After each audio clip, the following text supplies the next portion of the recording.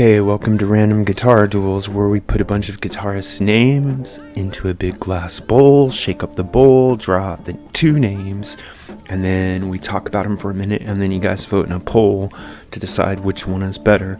We are now have reached the single elimination rounds where every vote counts. So if you haven't subscribed yet, hit the subscribe button so you won't miss any of these matchups. The matchup we have right here is Jimmy Page versus Stevie Ray Vaughan, and the last time I checked, the poll was pretty close, so make sure you cast your vote. What I'm going to do is I'm going to give you a couple of points about each guitarist, and then you go ahead and leave your comments below and vote in the poll and decide who wins and moves on to the final 20. Alright, so right now with Jimmy Page, where do you start to describe this incredible talent? I mean, he's as good of a producer as he is a guitar player. He's as good of a rhythm guitar player as he is a lead guitar player. And he's as good of a songwriter and arranger and conceptualist as he is as a player.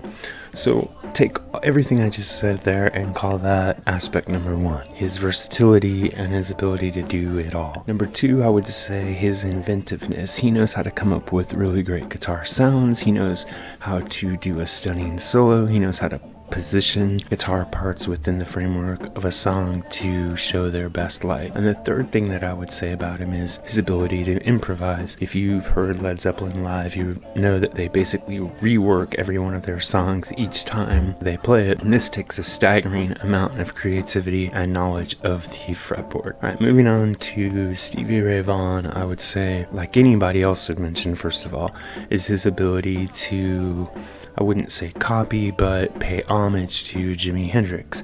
He's probably the best Hendrix emulator in the game. There may be another. Gary Moore does a pretty good job when he wants to. Buddy Guy can do a pretty good job when he wants to. But Stevie Ray Vaughan made an art out of incorporating Hendrix's playing into his own style to a greater degree than anybody else I can think of. Number two would be his vocabulary in the blues, particularly in Texas blues, which I think he had a palette and a repertoire that was unmatched by anybody other than maybe Billy Gibbons. And then for number three, let's say his fire. He always played with a tremendous amount of excitement, and as I've been saying throughout all of these videos on different guitars, one of the aspects that elevates a guitar player from good to great is their enthusiasm for the instrument, and Stevie Ray Vaughan had that in spades.